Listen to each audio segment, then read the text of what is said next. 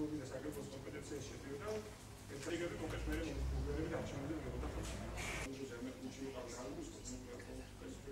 ჩემი აზრით შევქმნით იმ ტიპის ქალაქებს, ისოვა თუ დაგიხავთ ეგეთება, მე ზამაგავაზები.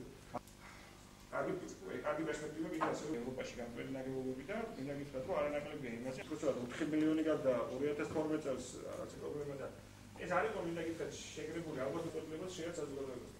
სწორედ ვერ ვასაბუთებდით რატომ ანგარიშიც ალბათ იმის რა ქვია საკრებულოს ყოფილი თავმჯდომარის მე ვფიქრობ რომ ძალიან კარგი შეხვედრა იყო ესე ვთქვათ გადამდგარ თუ გადაყენებულ საკრებულოს თავმჯდომარის ბევრად უფრო მეტი გულახდილობის საშუალება ეძლევა. თავარ პრობლემად რაც მე გამოვყევი იგივეს გავამეორებ თქვენთანაც რომ ჩემი აზრით ჩემი და ჩვენი ალბათ თავარი პრობლემა იყო ჩვენს მიერ განხორციელებული ან განსახორციელებელი პროექტების ვერ ახსნა ბოლომდე მოსახლეობისთვის და სწორად ვერ მიტანა მოსახლეობამდე რა შედეგს ველოდებოდით ჩვენ ყველაფერი ამით.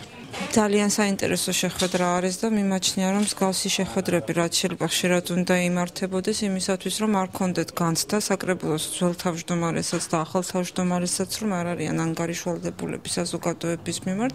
მნიშვნელოვანია რა თქმა უნდა დღეს მოსმენა იმისი თუ რა იყო გაკეთებული საკრებულოს თავმჯდომარის მიერ იმ წინა წლებში როდესაც ის გახდა თავმჯდომარე საკრებულოსი. ჩვენ გვინდა რომ ეს დამკვიდრეს ტრადიციად და ამოქმედეს ის კანონის მუხლები რომელიც რეალურად აკისრებს საკრებულოს წევრებს და თავმჯდომარესაც იყოს ანგარიშვალდებული საზოგადოების წინაშე და გეგმავთ როგორც კომისიების ასევე ახალი საკრებულოს თავმჯდომარის ანგარიშის წარდგენას არა მხოლოდ წლიური, არამედ შესაძლებელია კვარტალურ წესით და დაინერგოს ეს.